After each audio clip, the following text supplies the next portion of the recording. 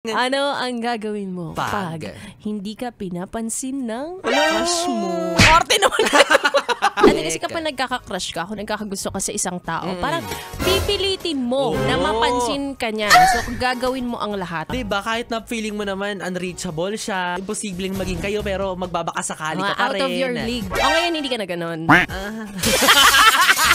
Pero syempre, habang ikaw ay nagmamature at lumalawak ang iyong mundo, ganyan, pag nagka-crush ka, parang ayaw mong mas lalo magpapansin. Correct. Diba? Oo. Parang gusto mo sa tahimik ka na lang, tapos hahayaan mo na lang ang tadhana na mapansin ka niya ng kusa. Oo. Parang hindi mo na pinipuwersa ang mga bagay-bagay. Ngayon, digital na ang pagpapapansin. Oo. Pwede nang through like ng story, ganyan. Follow. Oo. Minsan pa na misinterpret yan. Hindi nun lang, kala mo, crush Mahal ka na niya, di ba? Ipapakilala na sa magulang. Ganyan. O hindi, ito sa mga nag-a-assume na, for example, nag-story ka or nag-my day ka. Tapos, unang-una siya mag-view. Like, seconds pa lang.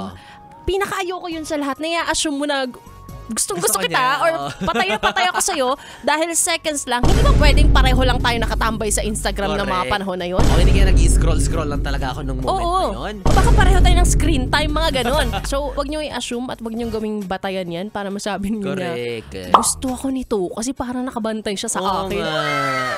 Bibigyan nyo ng meaning. Masyado naman kayong asang-asa. Tapos malalaman mo may jowa na siya. Sasabihin mo, broken hearted ako, pinaasa niya ako.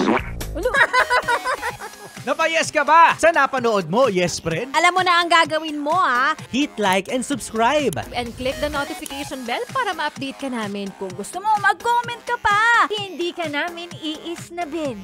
Go, yes friend!